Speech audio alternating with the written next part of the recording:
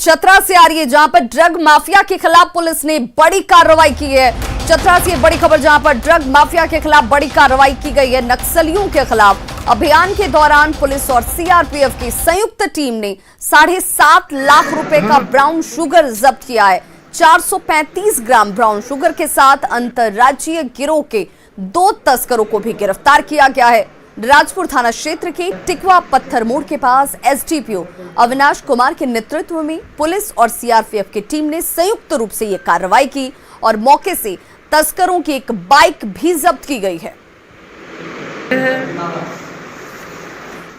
टिकवा पत्थर मोड़ के पास जब हम लोग छापेमारी करके लौट रहे थे एलआरपी से, उस दौरान में हम लोगों ने 2 व्यक्ति को गिरफ्तार किया जो संदेहास्पद स्थिति में मोटरसाइकिल से भाग रहे थे। उसमें से जब हम लोग तलाशी लिए तो तलाशी के दौरान में 435 ग्राम ब्राउन शुगर वहां से हम लोगों ने जब्त किया मोटरसाइकिल से। साथ में जो मेन अभियुक्त हैं, जो कह सकते हैं कि ब्राउन तस्कर हैं, वो शंभू कुमार दांगी हैं। ये मयूरहंड थाना के ग्राम परोरिया के रहने वाले हैं। झारखंड में भले ही अब तक बालू नीति नहीं बन पाई है, लेकिन राजधानी रांची में प्रशासन की मिलीभगत से बालू का अवैध कारोबार धड़ल्ले से जारी है और इससे राज्य को करोड़ों के राजस्व का चूना लगाया जा रहा है। न्यूज 18 की पड़ताल में चौंकाने वाले खुलासे सामने आए कि बालू के कारोबार में थानों का रेट फिक्स है। थाने और पीसीआर सभी ट्रैक्टरों से वसूली करते हैं। रांची में बालू के अवैध कारोबार की पड़ताल की न्यूज 18 संवाददाता संजय कुमार सिन्हा ने। राज्य में बालू नीति भले ही ठोस और मुकम्मल तरीके से नहीं बन पाई हो, लेकिन राजधानी रांची में बालू का अवैध कारोबार जारी है। हम इस समय खड़े हैं रांची के पिस्का मॉल के पास, जहां आप देख सकते हैं कि किस तरीके से बालू लदे ट्रैक्टर जो है यहां पर लाइन से कतार में लगे हैं। और इन्हें यहां पर, भैया आप लोग कहां से आए? ठाकुरगांव से। ठाकुरगांव। तो किस नदी का बालू? ये राय नदी का है। राय नदी का है। और यहाँ जो बालू लाया जाता है तो बालू की कीमत कहाँ तय होती है? वही 26-27 यानी एक ट्रैक्टर बालू की कीमत कितना है? 27-28 रुपया। कितना सेफ्टी रहता है? वही लगभग 125 सेफ्टी। यानी आप देख सकते हैं कि यहाँ पर एक ट्रैक्टर बालू की कीमत 26-27 रुपये है। और यहाँ पर लाइन से देखिए किस तरीके से यहाँ पर ट्रैक्टर जो है कतार में खड़ी कर दी गई है। और यहाँ पर बालू को जब बिक्री हो जाती है तो अनलोड किया जा रहा है। और आप देख सकते हैं कि ये पूरा कारोबार, ये NH है, रांची पलामू और रांची गुमला, जो उधर नदी घाट हैं, वहाँ से बालू को लाया जाता है। और बालू को लाकर यहाँ राजधानी रांची में मनमाफी कीमत पर बेचा जाता है। भैया कहाँ से बालू ला रहे हैं आप लोग? चानो से। चानो का बालू है। कीमत क्या है? 2500। बोल रहे हैं कि ये जो बालू आप लोग ला के बेचते हैं, जहाँ से बालू का उठाव करते हैं, वहाँ से कोई रोकता है या नहीं? रोकता है। जमीन वाला रोकता है, पैसा लेता है। थोड़ा सा माना कि बालू का कारोबार जरा ऊंचा है, लेकिन थोड़ा सा आप नीचे आ जाइए, जरा सा आ जाइए। हम ये जाने नहीं, बिल्कुल आप आइए। हम ये जानना चाहते हैं आपसे कि जहाँ से बालू आप जिस नदी तालाब से उठाते हैं, वास्तव में वहाँ कोई आप लोग को रोकता है या नहीं? रोकता है, नदी को लीक को कोड़ देता है। थाना वाला हर एक थाना 100 पैसा लेता है। हर थाना पैसा लेता है? कितना लेता है? 100 पैसा। हर ट्रैक्टर से 100 रुपए? हाँ, एक थाना में लेता है 100। कोई आपसे ये नहीं कहता कि बालू उठाना गलत है नदी से? अब हम लोग तो पता नहीं सर। बिल्कुल, ये वो लोग हैं जो रोजी रोटी के लिए बालू ला करके यहाँ पर शहर में, राजधानी में बेचते हैं, लेकिन इनके पीछे जो चेहरे छिपे हैं, खेल उनका है। ये बताइए कि जब आप नदी से बालू को ट्रैक्टर पर लोड करते हैं, नदी से आप ट्रैक्टर पर बालू को लोड करते हैं, तो वहाँ पर प्रशासन का कोई आदमी आपको रोकता नहीं है? नहीं है, कोई नहीं, देखने वाला कोई नहीं है? कोई नहीं है वहाँ। सरकार ने अभी ऑनलाइन जो बालू को बेचने को लेकर सरकार ने जो नियम बनाया है कि पोर्टल के जरिए बालू की ऑनलाइन बुकिंग होगी, और जिनको भी बालू की ज़रूरत होगी वो बालू को ऑनलाइन बुकिंग करेंगे, वहाँ से बालू खरीदेंगे। लेकिन यहाँ फिलहाल ऐसा कुछ नहीं देख रहे। आप देख सकते हैं तमाम लोग हैं जो ट्रैक्टर चलाकर, या कह सकते हैं कि यहाँ पर बालू का उठाव करते हैं, बालू को अनलोड करते हैं, लोग पहुँचे हैं। सबकी रोजी रोटी यहाँ से। कहाँ से आते हैं भैया आप? चानो से आते हैं। चानो से यहाँ पर आते हैं, तो कोई रास्ता में कोई नहीं रोकता आपको? थाना वाला लेता है 100 रुपये करके। देखिए थाने वाले कितना लेते हैं? चानो थाना 100 रुपये लेता है, मांडर थाना लेता है 50 करके, PCR लेता है पकड़ के। सब लेते हैं पैसे रास्ते में? हाँ सब लेते हैं।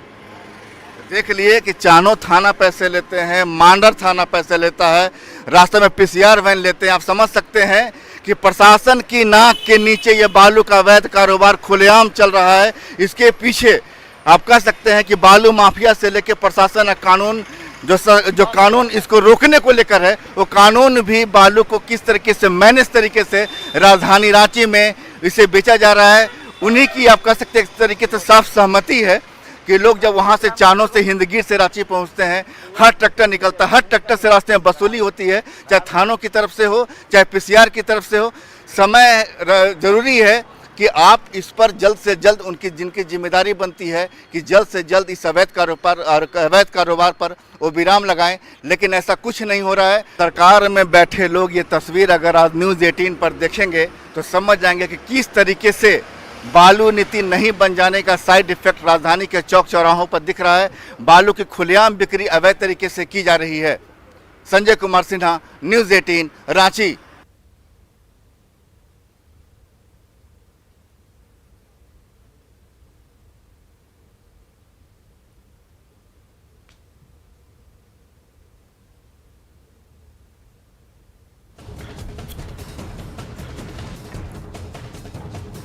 तो आपने देखा कि कैसे बालू का जो एक खेल है वो धड़ल्ले से चल रहा है और एक राजस्व का बड़ा नुकसान सरकार को मिली भगत के जरिए लगाया जा रहा है।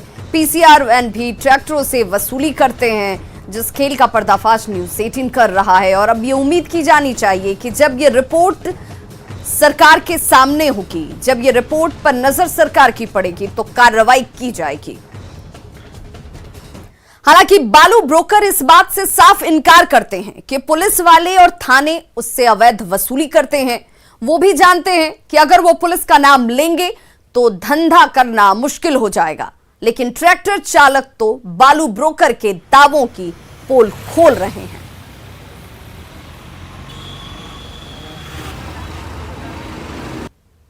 ये वास्तव में भैया आप लोग जैसे वहां से जहां से बालू का उठाव करते हैं, क्या वहां कोई रोकता है कि नहीं आप लोगों को? जी नहीं, कोई नहीं। तो बालू कहाँ से लाते हैं आमतौर पर? बालू ये आता है चानो नदी से और आता है हिंदगिर से। तो चानो नदी से रांची जो पहुँचते हैं तो रास्ते में कहीं रोक टोक? नहीं जी नहीं, कहीं नहीं नहीं। एक बता रहे थे आप ही के साथ कि हर थाना से 100 रुपया लिया जाता है, हर थाना? नहीं, गलत बात है ये, गलत बात है, गलत बात है।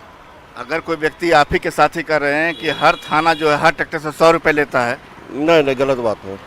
मतलब कि अगर आप ये बात स्वीकार कर लेंगे तो कल से आपको आने नहीं दिया जाएगा रांची में? नहीं, वैसा तो नहीं होगा। गाड़ी बालू है, आता ही है नदी से।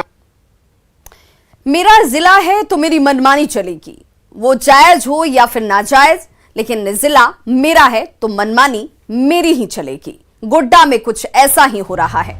गोड्डा SP पर मनमानी के आरोप, परिवार के साथ टहलने के लिए मैदान को उन्होंने खाली करवाया और गोड्डा SP के अंगरक्षक खाली करवाते हैं मैदान को। गांधी मैदान से लोगों को बाहर कर दिया जाता है क्योंकि SP YS रमेश यहां पर अपने परिवार के साथ टहलने के लिए पहुंचने वाले थे।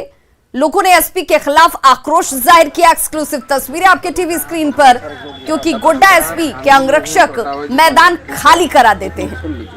गांधी मैदान में लोगों को जब वो पहुंचते हैं टहलने के लिए तो वहां से उन्हें बाहर कर दिया जाता है, खिलाड़ियों और लोगों को भगा दिया जाता है। SP के अंगरक्षक, गोड्डा के लोगों में SP के खिलाफ इस वक्त आक्रोश है और अंगरक्षक जो हैं वो SP के पहुंचने से पहले आते हैं और यहां से जो लोगों की मौजूदगी यहां ग्राउंड में होती है उन्हें पहले बाहर करा दिया जाता है। देखिए अब लोगों का गुस्सा इस पर फूट पड़ा है। गोड्डा के लोगों ने SP पर तानाशाही का आरोप लगाया है।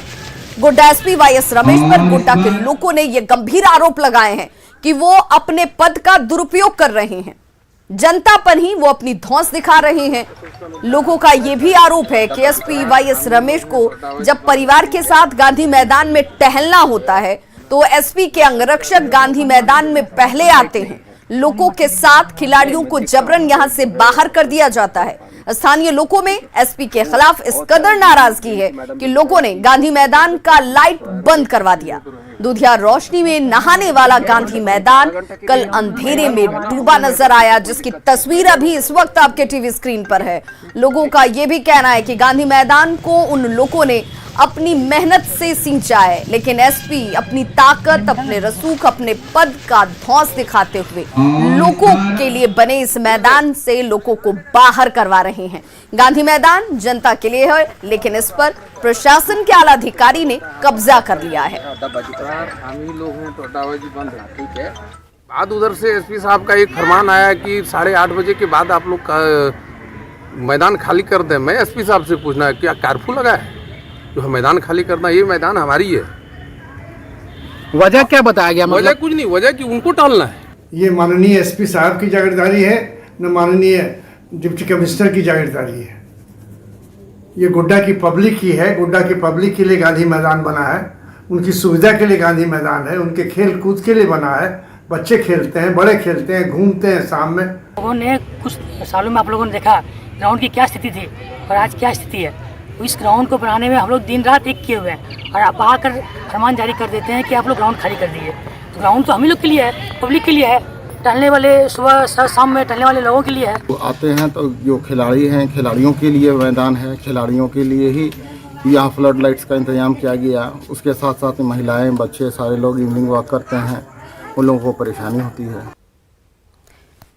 तो देखिए, जिन तस्वीरों को आपने देखा, उन तस्वीरों के बाद न्यूज 18 ये सवाल उठाता है कि क्या जनता से ऐसे सलूक करेंगे एसपी साहब? सार्वजनिक स्थल पर किसका हक है? क्या वर्दी मिल गई है तो जनता पर धौंस जमाएंगे एसपी? और ये सवाल इसलिए उठ रहे हैं क्योंकि कल वाईएस रमेश जब अपने परिवार के साथ इस गांधी मैदान में टहलने के लिए पहुंचने वाले थे, तो उससे पहले उनके अंगरक्षक पहुंचते हैं और लोगों को, खिलाड़ियों को जबरन यहां से बाहर कर दिया जाता है।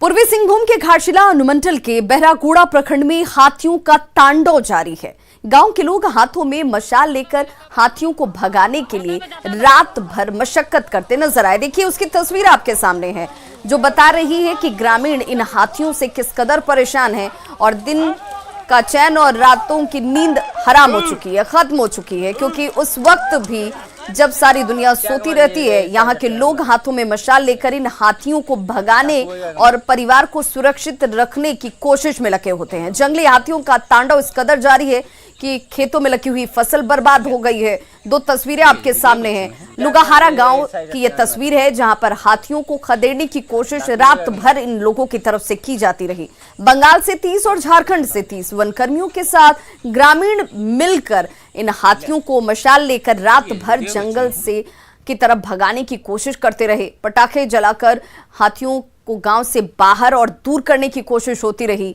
बीते 2 सालों से हाथियों का झुंड बहरागोड़ा के लुगाहारा गांव में डेरा डाले हुए है। लोग इस वजह से ज्यादा परेशान हैं क्योंकि 2 सालों से इसी हालात में वो जीने को मजबूर हैं।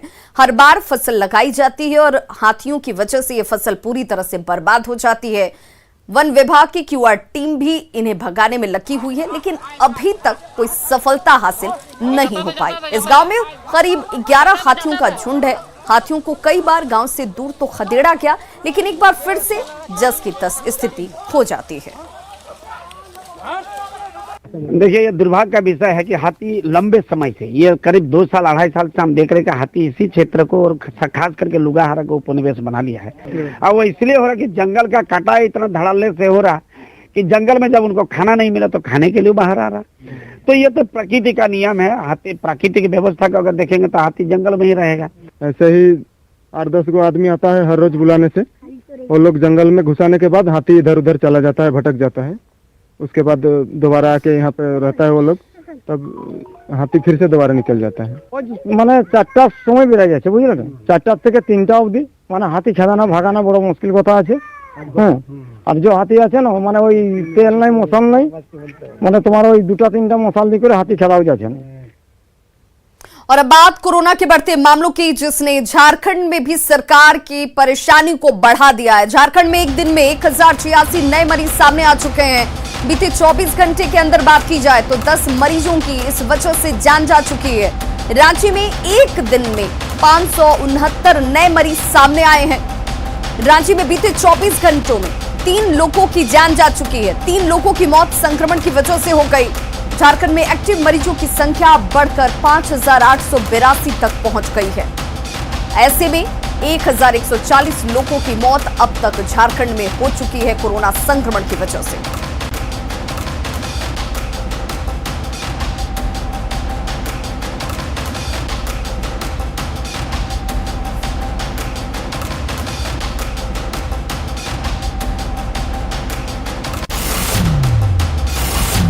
आवश्यक सूचना। देश में कोरोना के मामले लगातार बढ़ रहे हैं। बिहार झारखंड में भी कोरोना का संक्रमण तेजी से फैल रहा है। आंकड़े डरावने हो चुके हैं। बावजूद इसके लापरवाही की तस्वीरें सामने आ रही है। तेजी से फैलते संक्रमण पर ब्रेक तभी लग सकता है जब सब मिलकर कोरोना के खिलाफ जंग लड़ें। कोविड प्रोटोकॉल के पालन से कोरोना को मात दी जा सकती है और खुद के साथ सभी को सुरक्षित रखा जा सकता है। मास्क और सोशल डिस्टेंसिंग का पालन करें और स्वस्थ रहें। तो देखिए, झारखंड में कोरोना का ग्राफ लगातार बढ़ता जा रहा है, लेकिन लोग सरकार के द्वारा जारी गाइडलाइंस का पालन नहीं कर रहे, जो एक बड़ी वजह है इस कोरोना के संक्रमण को रफ्तार देने के लिए। रांची से कोरोना अपडेट दे रहे हैं हमारे संवाददाता संजय कुमार सिन्हा। राज्य में कोरोना संक्रमण का अब विस्फोटक चेहरा सामने नजर आ रहा है। आंकड़े साफ इशारा कर रहे हैं कि वक्त रहते अगर हम नहीं संभले तो शायद देर हो जाएगी। सोमवार को राज्य भर में कोरोना से कुल 10 लोगों की मौत हो गई है, जिसमें रांची में सबसे ज्यादा 3, पूर्वी सिंहभूम में 2 और बोकारो, धनबाद, लोहरदगा, साहेबगंज और सिमडेगा में एक व्यक्ति की मौत कोरोना से हुई है। और इस तरह कोरोना से मरने वालों की संख्या बढ़कर अब 1140 तक पहुंच गई है। राज्य भर में सोमवार को 1086 नए मामले सामने आए हैं, जिसमें रांची में सबसे ज़्यादा 569 संक्रमितों की पहचान की गई है और इस तरह एक्टिव केस की संख्या बढ़कर 5882 हो गई है। सबसे डराने वाली बात यह है कि राज्य में कोरोना संक्रमण का ग्रोथ रेट राष्ट्रीय दर से ज़्यादा हो गया है, जो कि काफ़ी चिंता का विषय है। लिहाजा जरूरी इस बात की है कि लोगों से अपील के साथ साथ अब सख्ती भी बरती जाए। संजय कुमार सिन्हा, न्यूज़ 18 रांची। और इस वक्त बड़ी खबर राजधानी रांची से आ रही है, जहां पर गोड्डा नई दिल्ली हमसफर ट्रेन का उद्घाटन 8 अप्रैल को होगा। ये बड़ी खबर इस वक्त सामने आती हुई। हमसफर ट्रेन के उद्घाटन पर सियासत देखिए तेज होती हुई। गोड्डा नई दिल्ली हमसफर ट्रेन का उद्घाटन होगा 8 अप्रैल को। जो जानकारी इस वक्त सामने आ रही है बड़ी खबर के तौर पर, सीएम हेमंत सोरेन को आमंत्रण नहीं मिला। इस बाबत हमसफर ट्रेन के उद्घाटन पर सियासत किस कदर बढ़ी हुई है, इसमें मुख्यमंत्री हेमंत सोरेन को आमंत्रण नहीं मिला है। सीएम ने फोन कर इस पर अपनी आपत्ति जाहिर की है। राज्य और रेलवे की संयुक्त परियोजना पर इस वक्त सियासत, या यूं कहें कि राजनीति गर्मा गई है। झारखंड सरकार को सूचना न देने पर आरोप प्रत्यारोप का दौर शुरू हो गया है। और हमारे साथ इस वक्त झारखंड संपादक संतोष जी जुड़ चुके हैं। संतोष जी, क्या ये माने कि ये कोरी सियासत है या इसके पीछे आधार क्या दिया जा रहा है? क्योंकि अगर गोड्डा नई दिल्ली हमसफर ट्रेन का उद्घाटन होना है तो सैद्धांतिक तौर पर भी या व्यवहारिकता के तौर पर भी मुख्यमंत्री को आमंत्रण देना वाजिब है। जी हाँ, देखिए, मुख्यमंत्री का अगर उद्घाटन कार्यक्रम में होना वाजिब है, क्योंकि राज्य के मुख्यमंत्री हैं और राज्य और केंद्र के सहयोग से ही कोई भी परियोजना चलती है जिसमें राज्य की भी भूमिका होती है। और ऐसे में मुख्यमंत्री को आमंत्रण मिलना चाहिए था। और अगर उनको नहीं मिला है तो अब ये देखना होगा, क्योंकि मैंने अभी जब से ये खबर चर्चा शुरू हुई उसके बाद मैंने ट्विटर को हैंडल देखना शुरू किया तो मुझे पीयूष गोयल का एक ट्वीट दिखाई पड़ा है। पीयूष गोयल के एक ट्वीट में एक चिट्ठी दिखाई पड़ी है। अगर ये बात सच है कि उन्होंने ट्वीट किया है तो फिर मुख्यमंत्री का जो सचिवालय है और रेल मंत्रालय, इनके बीच कोई कम्युनिकेशन की कमी हो रही है और इस कम्युनिकेशन को इमीडिएटली खत्म करना चाहिए। कम्युनिकेशन को इमीडिएटली इसको सॉर्ट आउट करना चाहिए कि आखिर ये गुप अप कहाँ हुआ है, क्योंकि मुख्यमंत्री का इस कार्यक्रम में होना एक अच्छा संकेत जाएगा। अगर मुख्यमंत्री नहीं होते हैं ऐसे इस कार्यक्रम में तो ये एक गलत परंपरा की शुरुआत हो जाएगी, जो कि एक अच्छा संकेत नहीं माना जा सकता है। और अगर मुख्यमंत्री के दफ्तर की तरफ से इस बात की शिकायत की जा रही है या झारखंड मुक्ति मोर्चा इस बात की शिकायत कर रही है तो उनका शिकायत भी वाजिब है, क्योंकि राज्य के मुख्यमंत्री हैं और उनके इलाके में अगर इस ट्रेन की शुरुआत हो रही है, ट्रेन लाइन की शुरुआत हो रही है, तो फिर उनका होना वहां मस्ट है। बहुत बहुत शुक्रिया संतोष इस तमाम जानकारी के लिए। तो देखिए, इस वक्त इस खबर को लेकर अब चर्चाएं ज्यादा तेज होती हुई कि जहां पर रेल लाइन को लेकर 251 करोड़ रुपए खर्च किए जा रहे हैं, ये रेल लाइन की शुरुआत हो रही है और ऐसे मुख्यमंत्री को आमंत्रण क्यों नहीं मिला, अब इस पर सियासत शुरू हो चुकी है। खबरों का सिलसिला लगातार जारी है, आप देखते रहिए न्यूज़ 18 बिहार झारखंड।